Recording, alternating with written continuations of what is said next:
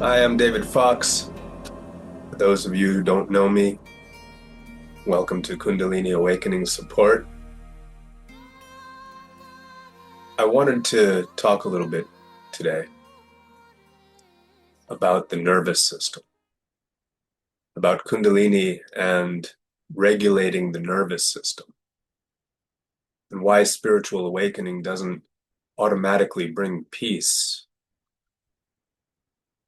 I want to talk about why I believe this has become one of the most misunderstood aspects of the awakening process. Not Kundalini itself, not chakras, not samadhi, but the nervous system. Over the years, I've lost count of how many messages I've received that begin almost exactly the same way. David, I've awakened. Why am I still anxious? Or, I've experienced profound states of consciousness. Why do I still wake up every morning with my body in fight or flight? Or another one that goes, I understand non-duality intellectually. I know I'm not the mind. So why does my body still react as though every unexpected sensation is an emergency? These are really good and powerful questions. And they all point to the same misunderstanding. Somewhere along the way, we've begun assuming that awakening automatically produces regulation, and it doesn't.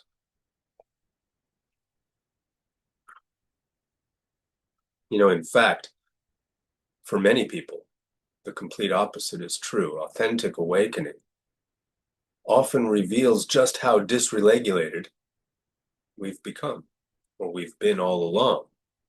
And sometimes that statement really surprises people. They imagine that the so-called enlightenment is a permanent state of serenity, right? Descending from heaven like a warm blanket. But the tradition, the Enlightenment tradition, it describes something pretty different, right? The tradition describes purification, it describes transformation, tapas, the burning away of conditioning. None of those words suggest comfort, right? All of them, they they demand exposure, right? And exposure is generally deeply uncomfortable, right? I mean, imagine walking into a dark room that you've lived in for years. You know where everything is, and you can move around without much thought. Now someone throws open every curtain. Nothing in the room has changed. The furniture hasn't moved. The dust wasn't created by the sunlight. The sunlight merely revealed what was already there. In many ways, that's exactly what Kundalini does. She magnifies awareness. She allows us to perceive layers of ourselves that ordinary consciousness often ignores. Unfortunately, many people mistake this revelation for deterioration, right? My anxiety is getting worse. My awakening is failing, right? Something has gone terribly wrong. Panic. Sometimes something has gone wrong, right? I mean, medical conditions exist, psychological conditions exist, and they deserve proper care. But very often, what has happened is something far simpler.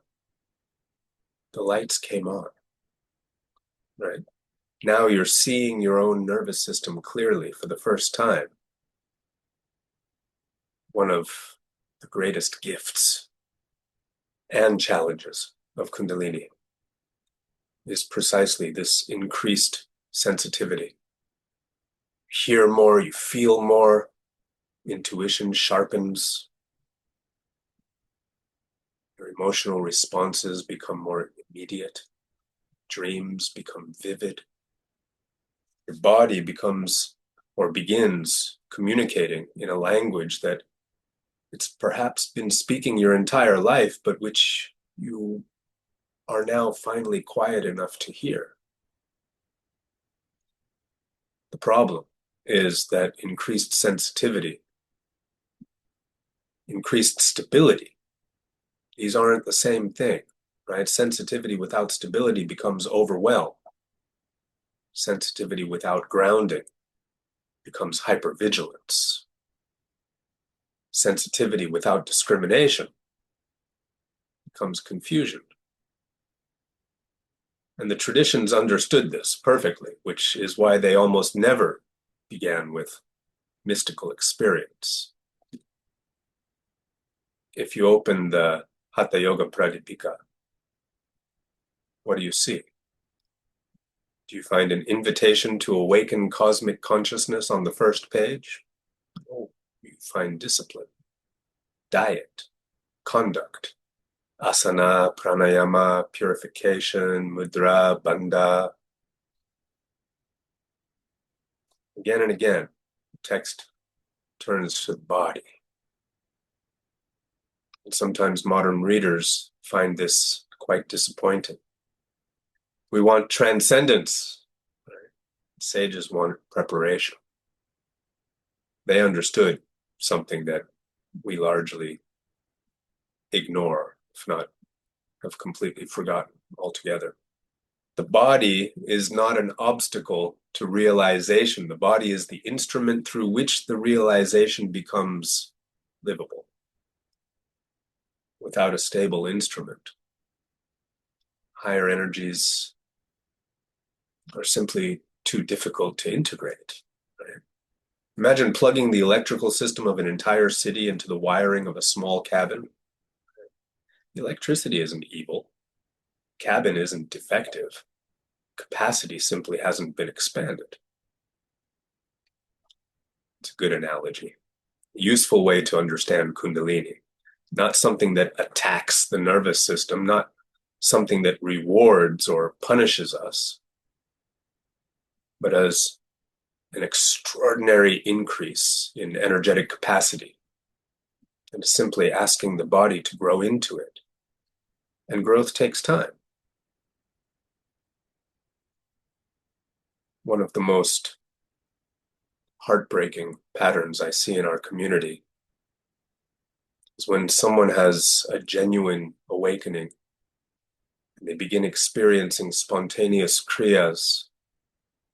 Maybe heat is rising through the spine, or some involuntary movements, or a bliss experience, maybe profound silence. Then inevitably, something uncomfortable appears, right? Sleep changes, or digestion becomes erratic, or, the body startles easily. Crowded shopping centers become exhausting. Loud sounds feel painful. Ordinary conversations become overwhelming. Immediately, they begin searching. Google, Facebook, YouTube, Reddit, hundreds of opinions, thousands of diagnoses. Everyone has certainty, no one has context. Within hours, what began as a perfectly manageable physiological shift has become a terrifying existential crisis. Let's see the sequence. First comes sensation, then interpretation, then fear, then contraction. Then the nervous system amplifies the original sensation. Not because Kundalini has intensified, but because fear itself changes physiology. The body begins scanning continuously. What was that? Is something wrong? Am I losing my mind? Is this the dark night? Is my Kundalini stuck? Should I force it upward? Every question tightens the system a little more. Every catastrophic interpretation teaches the nervous system that ordinary bodily sensations are dangerous. Eventually, the body begins reacting, right? Not to the sensations themselves, but to the anticipation of them. That's a really important distinction. Right? I mean, the ancient yogis would have recognized this immediately. Patanjali calls these conditioned impressions samskaras, repeated patterns, grooves in consciousness. Modern neuroscience describes something remarkably similar. Neurons that repeatedly fire together become increasingly efficient at firing together. Different language, different framework. The observation itself, pretty close, right? We become what we repeatedly practice. And unfortunately, many awakened people unknowingly practice fear every single day.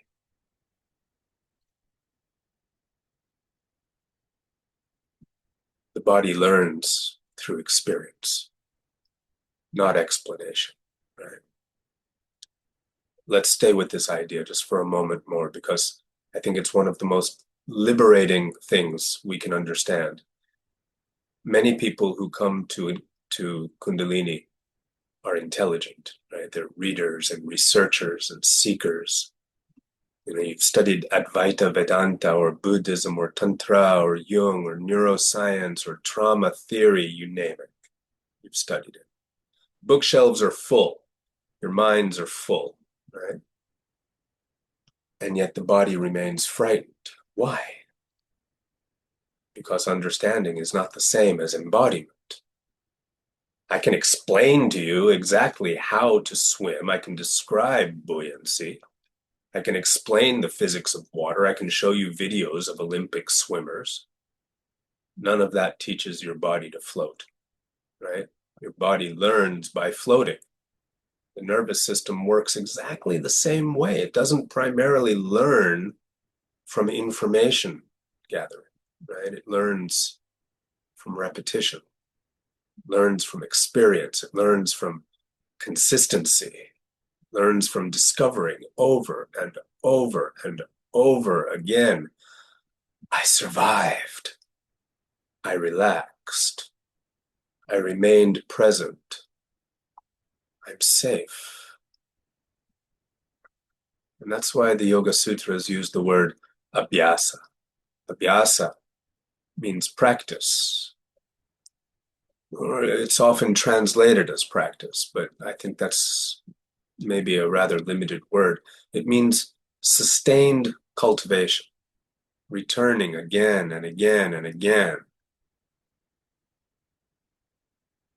Patanjali tells us that practice becomes firmly established only when it's continued for a long time without interruption and with sincere devotion. The sages don't say understand enlightenment. Right? They don't say think your way into samadhi. They say practice. And this is humbling, actually, because it means transformation is usually much less dramatic than we hope, right? Or hoped. It's rarely one extraordinary moment of quickening. It's thousands of ordinary moments lived differently. The ancient yogis were nervous system practitioners. And what I say next might sound surprising. The ancient yogis never used the phrase autonomic nervous system, right? They spent thousands of years observing precisely the kinds of changes that we now study scientifically. When the Hatha Yoga Pratipika speaks about steadying prana, when it emphasizes smooth breathing, when it recommends moderation in food, regular sleep, cleanliness, measured effort, it isn't offering random religious rules, right? It's not dogma. It's describing conditions under which the human organism becomes stable. Today, we might speak about the sympathetic activation or the parasympathetic recovery. They spoke about disturbed prana. balanced prana. Today we speak about dysregulation. They spoke about vayus, winds, becoming disturbed. Different language, same human being. But one of the mistakes that I see is people trying to prove that ancient yoga predicted neuroscience, and I don't think that's necessary to do. They're different systems. Each has its own vocabulary. Each has its own assumptions. But sometimes they observe the same mountain from different sides. Right? When that happens, I think we should appreciate the correspondence without necessarily forcing them to become identical. Another modern truism in ancient language, prana moves where energy goes or where attention goes. Prana moves where attention goes. Where focus goes, energy flows. Where attention repeatedly settles, energy follows. But what happens when we're anxious? Attention narrows, right? It becomes almost obsessive. What's this sensation? Right? What does this mean? What if it gets worse? What if this never stops? Body contracts, the breath shortens, and awareness circles the same territory over and over and over again. Whether we describe this as reinforcing neural pathways or reinforcing energetic grooves, that's secondary, right? The practical outcome is the same. We become increasingly identified with vigilance, and that's why one of the simplest regulation practices is also one of the most profound, right? Not because it's mystical, but because it interrupts the loop. So I'd like everybody listening to try something with me. Don't close your eyes. In fact, keep them open, right? And slowly, without rushing, just begin looking around your room. Notice the ceiling, the corners, the doorway, the light. Notice something beautiful. Notice something ordinary. Let your vision widen. Just let your vision widen. And stare. Take it all in.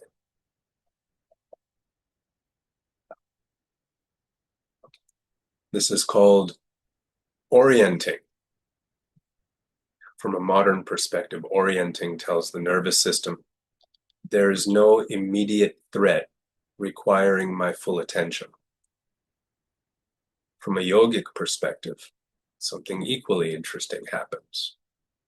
Awareness stops collapsing inward around fear. It opens. It becomes spacious again. And spacious awareness has always been one of the hallmarks of meditation. Notice that nothing dramatic happened. You didn't awaken another chakra. You didn't have a mystical vision. You simply interrupted contraction. Don't underestimate the spiritual significance of interrupting contraction. Because long before ecstasy comes stability. And this, I think, is one place where modern spirituality sometimes misleads people. Everyone wants ecstasy, bliss, light, visions, energy, expansion, expansion, expansion. But ask yourself something. If bliss arrives in a nervous system that cannot contain intensity, what happens? You get overwhelmed. If powerful energetic experiences arise in a body that has never learned how to settle, that experience can become frightening. The goal isn't to eliminate profound experience. The goal is just to increase our capacity to receive it.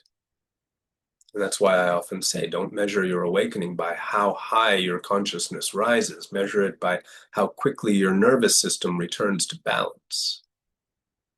That's called maturity. Because eventually life stops asking, how high can you fly? It begins to ask you, can you remain present when your child is crying? When your spouse misunderstands you? When your body hurts? When your plans collapse? Can you remain steady when bliss is absent? Anyone can feel spiritual during ecstasy, right? The real practice begins on Tuesday afternoon.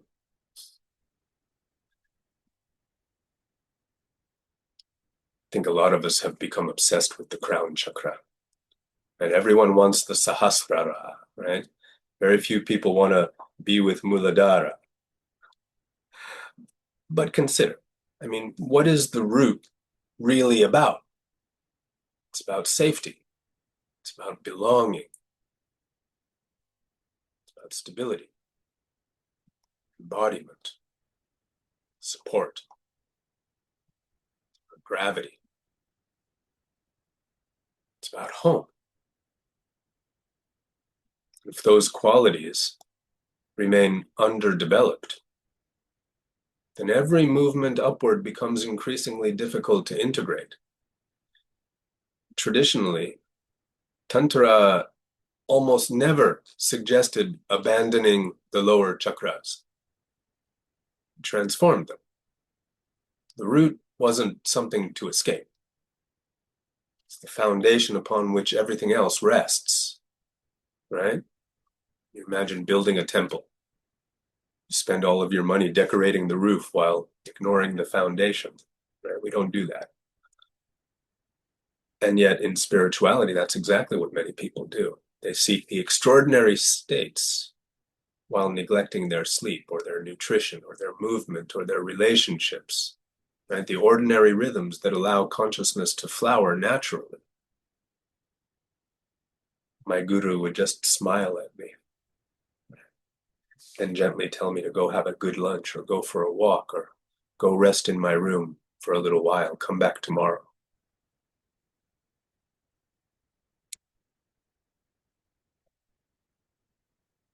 But how to move from philosophy into practice.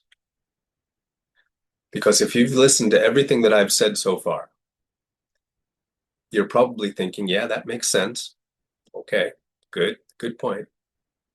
But what do I actually do? It's a good question. Because spirituality has become remarkably good at describing reality and sometimes pretty poor at helping people inhabit it. But classical Tantra was never meant actually to simply remain theoretical, right? Its teachings were embodied, they were practiced, they were lived. And the purpose of every practice, whether it was asana, pranayama, mantra, nyasa, mudra, meditation, the purpose wasn't to collect the spiritual experience, it was to transform the practitioner. And transformation always includes the body. So here's a couple of practices for you. They may seem incredibly simple. They may seem so simple that you'll be tempted to dismiss them. Please don't. One of the greatest lessons that I've learned over the years is that the deepest practices are often astonishingly normal. For instance, the long exhale, right? Beginning with the breath. Not complicated breathing, not forceful breathing, not breath retention, just the exhale, right? When the body becomes frightened, whether from an external event or from an internal sensation, the breath almost always changes, becomes faster, shallower. Sometimes you begin breathing high into the chest. Sometimes you don't even notice you've been holding your breath for several seconds. And it's not because you're doing anything wrong, it's because your nervous system is preparing for action. And that response has kept human beings alive for thousands of years, so it's not bad. It can be dysregulated. The difficulty arises when the body remains in that state, long after the danger has passed. So one of the gentlest ways to communicate safety back to the body is simply to allow the exhalation to become longer than the inhalation, not forcing it, not counting obsessively, not making it into another performance, just allowing it. So perhaps breathing in naturally and letting the exhale slowly lengthen. 4 in, 6 out. Or maybe 4 in, 8 out.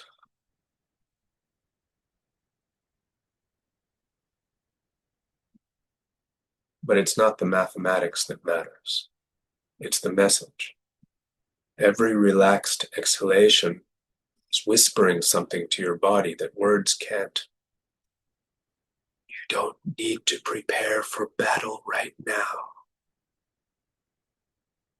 And that's a powerful message. The Hatha Yoga Pradipika repeatedly reminds us that when the breath becomes disturbed, the mind becomes disturbed. When the breath becomes steady, the mind follows. And that's not just mystical poetry, it's direct observation. Breath is one of the few places where consciousness and physiology meet. And your face, it's part of your meditation too, right? Can you see your own face for a moment? Have you got a mirror close to you? Okay, forget the mirror. Close your eyes. Can you see your face? Can you picture it? Do you know what you look like? Feel it. How much effort are you making? Is your forehead tight? Are your eyes narrowed? Is your jaw clenched? Is your tongue pressing against the roof of your mouth? Maybe you're carrying tension that you never even knew existed, because that tension has become familiar, right? You mistake it for normal. One of the simplest practices I know is something I call soft eyes. Allow your gaze to widen, right? Not staring, but let your peripheral vision return. Notice the edges of the visual field. At the same time, and likewise at the same time, allow the jaw to soften and let the tongue rest naturally. And drop the shoulders a little. Nothing dramatic. No one looking at you should even notice. And yet your nervous system notices immediately. It's extraordinary how much emotional contraction is reflected in the muscles of the face. And this is one reason the great masters often appeared so serene, right? It wasn't that they're trying to look peaceful, but peace had gradually become embodied, and the faces reflect the nervous system. When someone tells me about anxiety, becoming anxious for no reason, I often recommend that before you analyze or before you interpret or before you diagnose yourself, just look around. Literally, turn your head, look out the window, look up at the sky. Notice the trees, notice the color of the walls, the shape of your room. Listen to the sounds around you.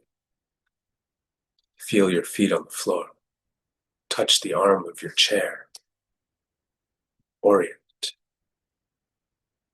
This is supremely powerful.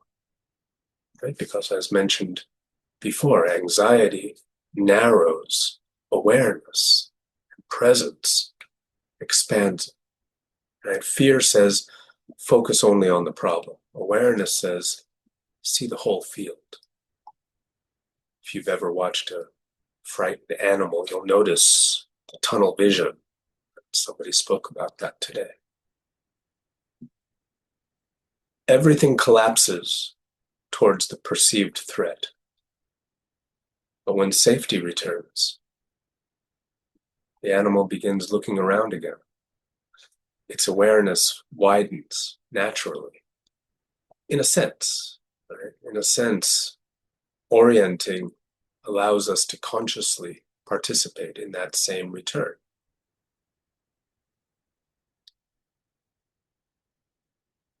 Awareness often becomes increasingly vertical, right? When people are undergoing Kundalini. Everything is moving upward along the spine, upward to the crown, to the light, visions, the subtle experiences. Beautiful. But where are your feet? The yogic tradition doesn't reject the earth. Quite the opposite. The earth element means stability, means weight, support, containment. Try something very simple. Just stand up. Press your feet gently to the floor. Not forcefully. Just enough to feel the contact.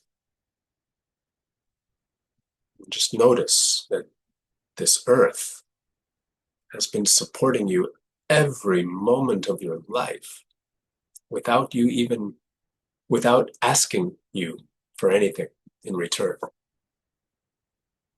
What a beautiful support she is. Such a beautiful support. Gravity isn't your enemy, it's your ally. Right? The root chakra isn't symbolic. It's reflecting a profound truth, right? Before consciousness expands infinitely, it has to learn how to rest completely. Sometimes don't meditate.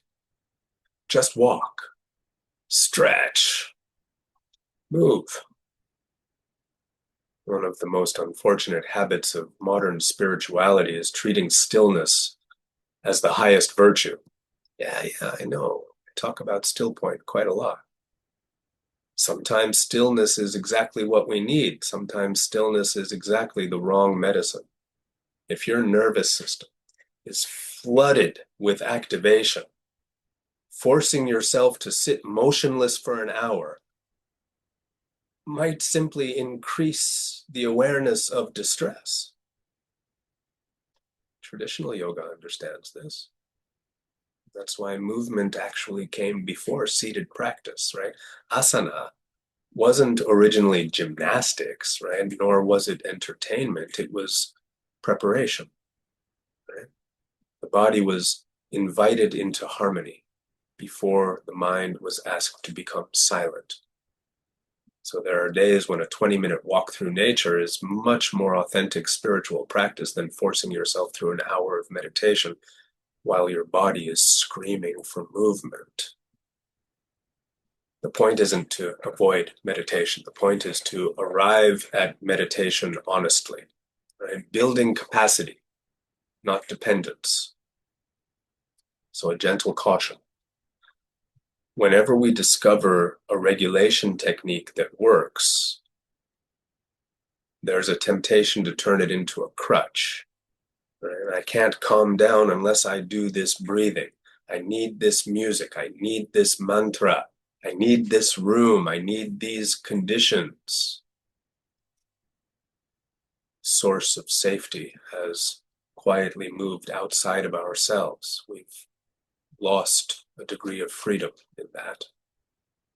The purpose of regulation isn't to become dependent on techniques. It's to remind the body of a capacity that it already possesses, right?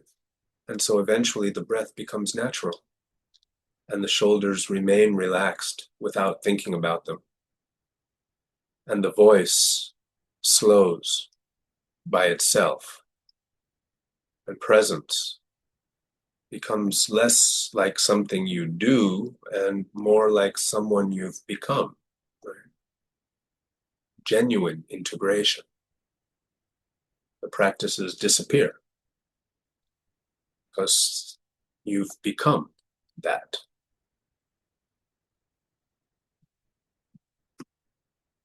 If we were to have a discussion about the most advanced spiritual practices, and I asked you what you thought that was, I might receive some beautiful answers like meditation or samadhi or mantra or devotion or self-inquiry, service.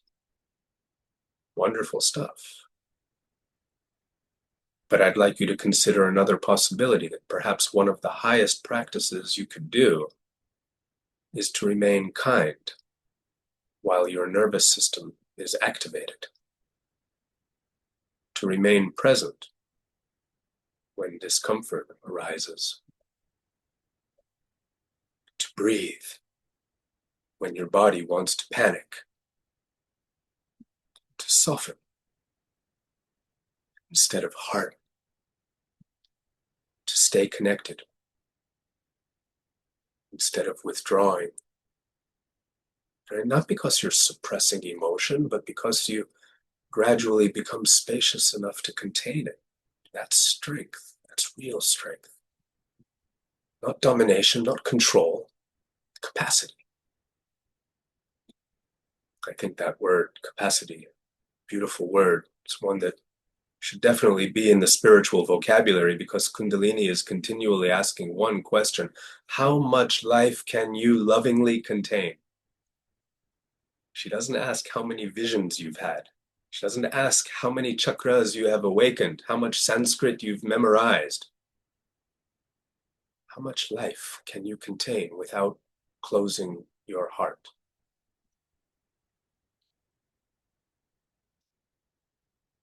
My guru used to tell me all the time, God loves a man with a routine. Nervous system loves rhythm. Not excitement, not novelty, not intensity, rhythm. Look at nature. Rising and setting of the sun, tides, seasons, beating of my heart, rhythm of walking, rhythm of breathing. Life itself unfolds rhythmically. And yet many of us live as though rhythm were optional. We sleep at different times every night. We eat when we remember. We meditate intensely for 3 days and then not at all for 3 weeks.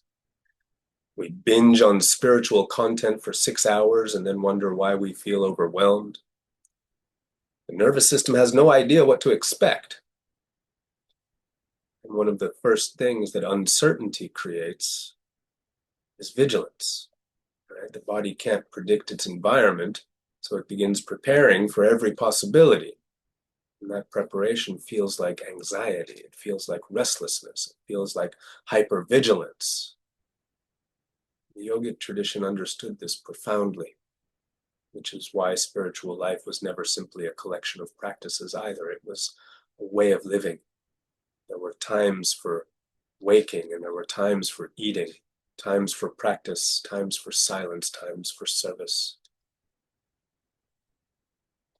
Didn't mean religious rigidity.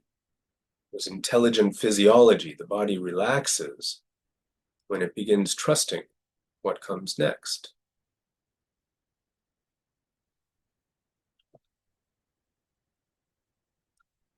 After true Kundalini awakening, one of the biggest surprises you'll encounter is how important ordinary life suddenly becomes. And there's too often in the global conversation an expectation of the complete opposite. There's an assumption that awakening will move you beyond the body, beyond eating, beyond sleep and exercise and ordinary responsibilities. Yet a lot of people discover that missing a night's sleep will affect them much more deeply than it once did. Skipping meals suddenly matters, and too much caffeine creates chaos now. Hours of social media becomes almost unbearable. Crowded environments now exhausting because sensitivity has increased. Right? Imagine turning up the volume on the stereo, right? The beautiful music becomes more beautiful, but the static also becomes louder. Awakening amplifies perception. Right? That amplification isn't selective. The body now responds more honestly to everything you give it. And this is why I like to gently challenge people who tell me that I am beyond needing routines. No, no, no, no, no, no. Perhaps your nervous system needs them now more than ever. Not because you've become weaker, because you've become more sensitive, right? Sensitivity isn't a flaw, it's a responsibility. So stop trying to win the day. I also think we have a unhealthy relationship with productivity often. Right? Many people wake up each morning unconsciously asking, what can I accomplish today? It's not bad. It's not bad. No, but there could be a gentle reframe. How do I want my body to feel today? Why not? One question produces endless striving, the other produces awareness. Suppose you began every morning with 60 seconds. Just 60 seconds, not 60 minutes, 60 seconds. 1 minute only before looking at your phone, before opening an email, before checking Facebook. Challenge for me too, right? Simply ask, in those 60 seconds, what is my nervous system telling me? Can I feel my feet? Can I notice my breathing? Are my shoulders already tight? Is my jaw preparing for a battle that hasn't happened? These questions are profoundly spiritual,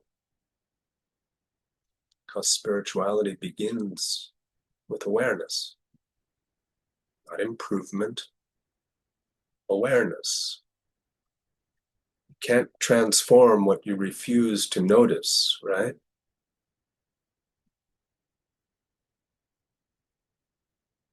One of the documents that I recently reviewed contains dozens of remarkably practical regulation exercises.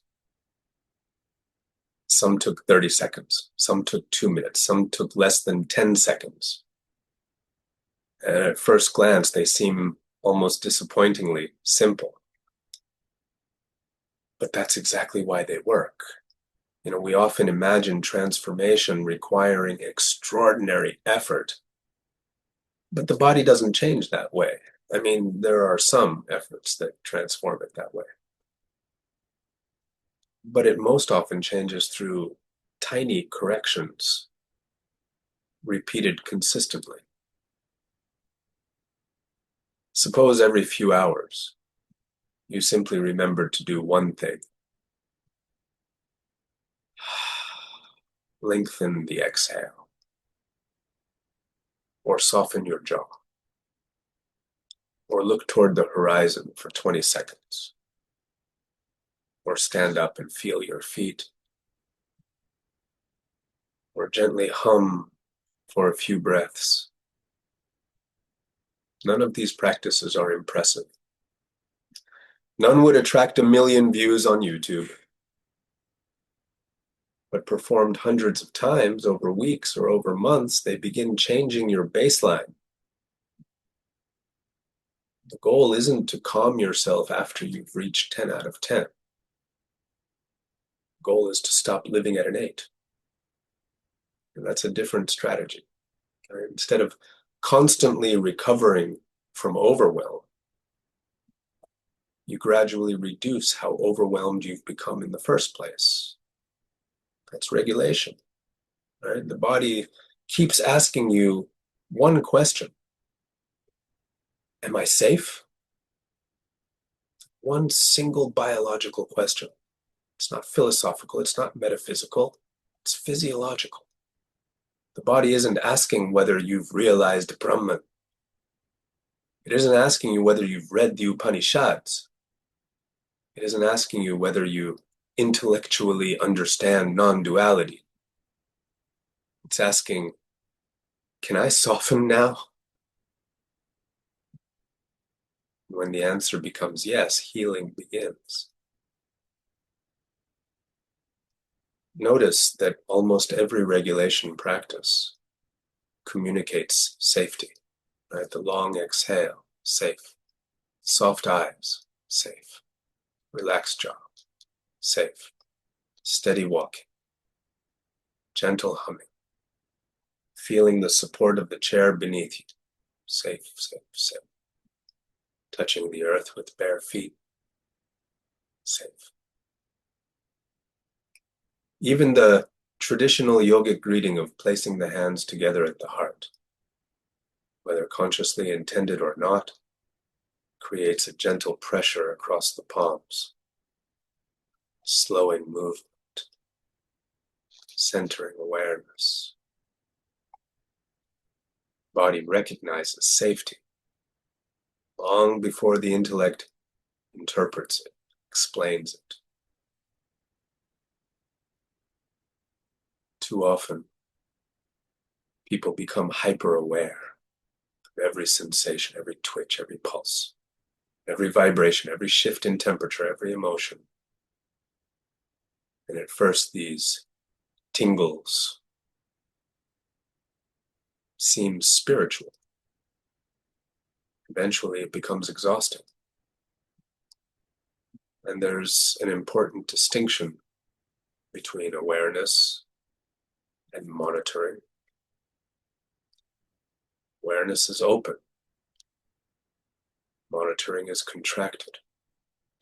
Awareness just notices. Monitoring continually evaluates. Awareness asks, what's here? Monitoring asks, is something wrong? But that difference changes everything, right? The awakened mind learns to observe. The frightened mind learns to inspect. If every sensation becomes a mystery to solve, the nervous system never receives permission to rest. Sometimes the most compassionate thing you can say to yourself is, oh, there's energy moving today. Then just continue making breakfast, right? Continue folding the laundry. Walking the dog, continue living. No need to build a temple around every experience. Right? Because the ego can easily become just as fascinated with spiritual sensations as it once was with worldly ones. So no need to worship the process. Right? Begin identifying with awakening itself, right? My Kundalini, my symptoms, my process, my energies, my awakening. Gradually, without even noticing, awakening has become another identity, another story, another self-image to defend. It's not what the tradition encourages. The goal was never to become someone who was always awakening. The goal is freedom. Freedom even from the one who imagines that they are awakening. It's beautiful irony. As regulation deepens and awareness matures, the nervous system finds stability. Right? You often think about Kundalini much less. Not because it's disappeared, but because it's become integrated. Right? Like learning to walk. At first, every step requires attention. eventually you're just simply walking, right? No one celebrates each successful step after that. It's become natural. Genuine awakening is rather like that, much less dramatic than we imagine, more normal, intimate, quietly transformative. Maybe that's the greatest miracle. So I'd like to leave you with one final thought.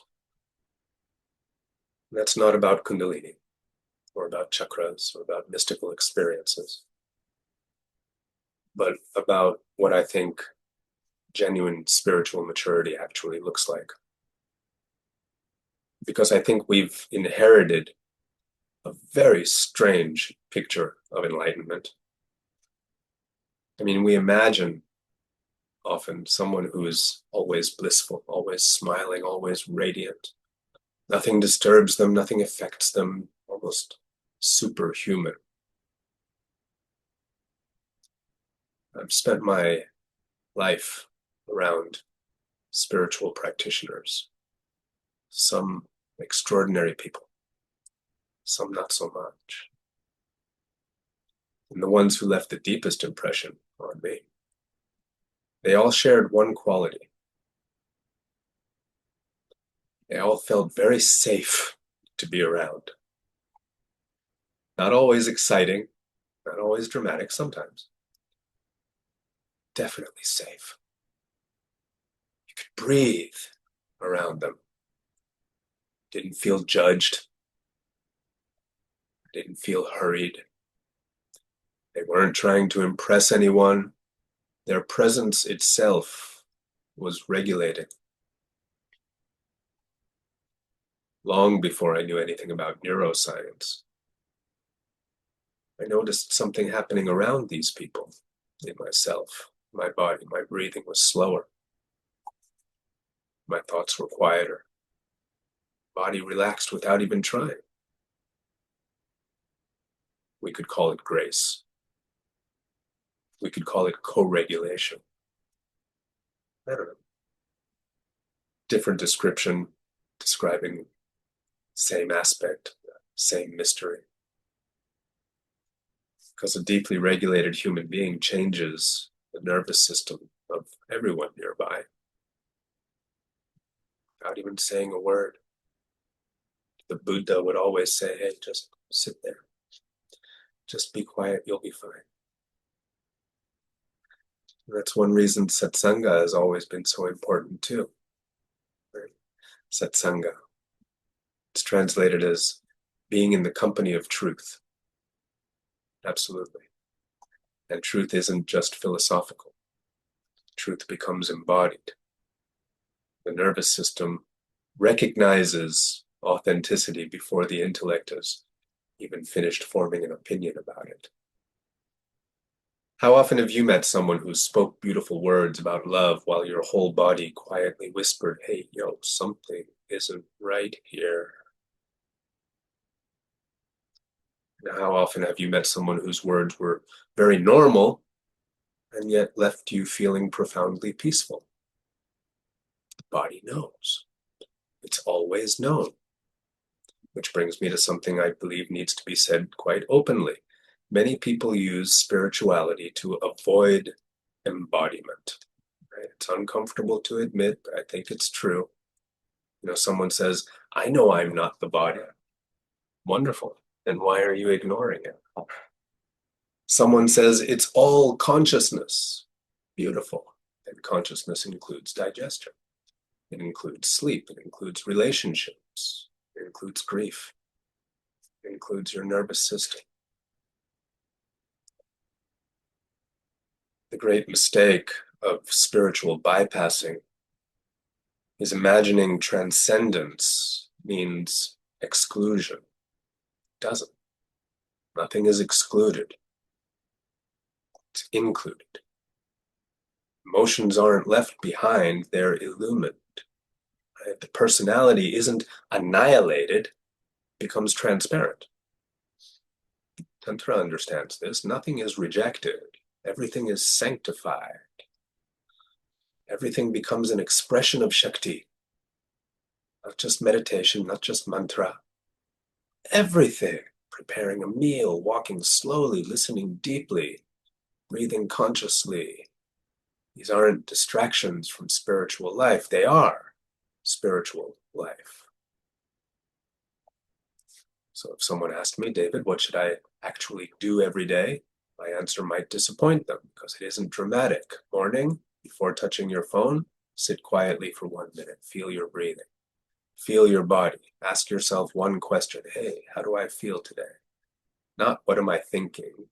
Not how spiritual do I feel? How does my body feel? And drink some water. Then go outside if you can. Feel the morning air. Look toward the horizon. Walk. Even 10 minutes. The nervous system loves natural light. It loves movement. It loves rhythm. None of these things are glamorous. All of them matter. And then practice. Maybe meditation, maybe japa, chanting, maybe a little pranayama, whatever your lineage genuinely teaches.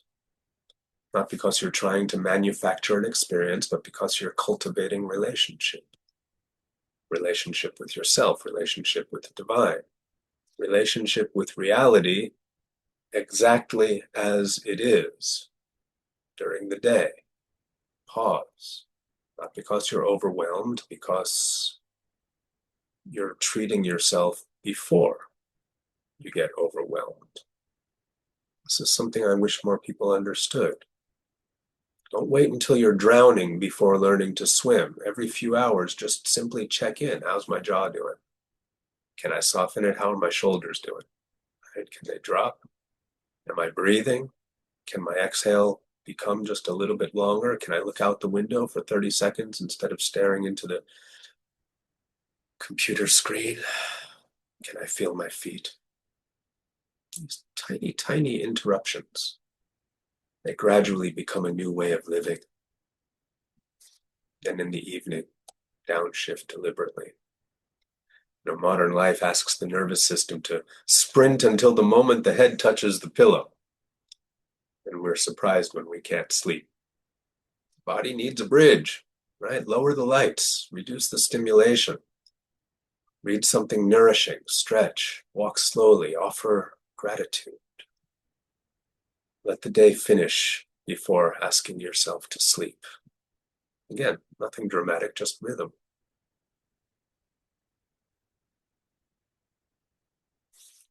So I want to say something to those of you who are struggling,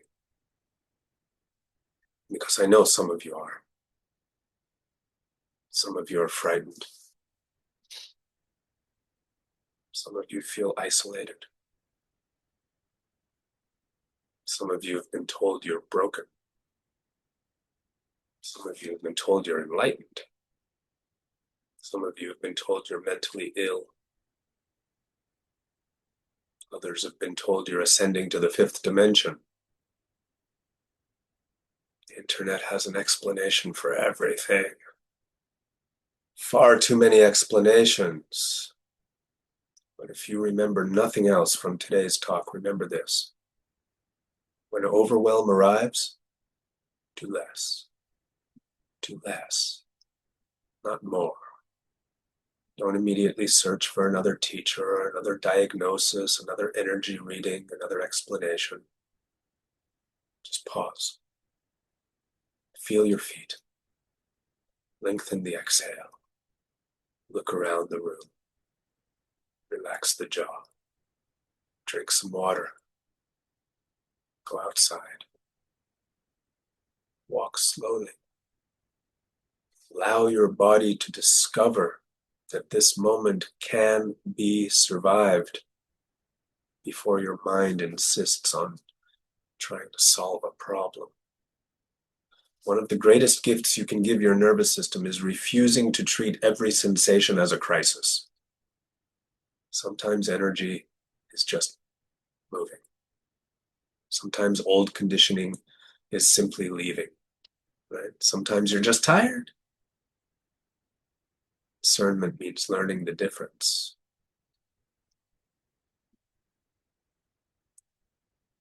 So what does Kundalini really want?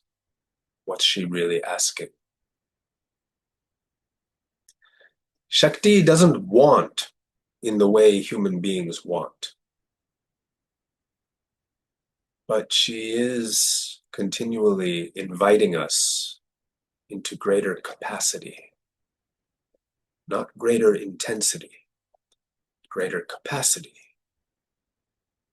the capacity to remain open while life unfolds, right? The capacity to love without collapsing, to grieve without becoming despair, capacity to experience joy without clinging to it, or to fear without becoming the fear. She's asking us to remain present while an extraordinary energy moves through an ordinary human life. That's yoga, not escape. Union, not withdrawal. Participation. We're going to talk about that at the next satsanga. It's not transcendence instead of embodiment. It's transcendence expressed through embodiment. And so I'd like to leave you with one final image. Imagine a mountain lake, right? When the wind is strong and the surface has become agitated, and the moon is still shining. The reflection is broken. And as the wind settles, the lake doesn't create the moon. It just reflects what was already there. And our practice is very much the same. We're not trying to manufacture the divine. We're not trying to force awakening. We're not trying to become something other than what we are already. We're allowing the winds of reactivity to settle, creating the conditions in which reality can reveal itself clearly. The regulated nervous system is not the goal of the spiritual path. It's almost prerequisite for it. Regulated nervous system is the spiritual path's greatest ally. Because when the body no longer believes it's constantly under threat, awareness becomes more spacious, compassion becomes more available, love becomes less conditional, presence becomes less effortful. And Kundalini stops feeling like something that's happening to you. It becomes something living through you. That's the journey, not toward becoming extraordinary, but toward becoming so deeply at home with yourself that the divine has nothing left to struggle against. It was quite a mouthful. Thank you for spending this time with me. Take care of your body. Honor your nervous system. Trust the intelligence of your practice. And above all, be patient, slowly, gently. Shakti has never been in a hurry.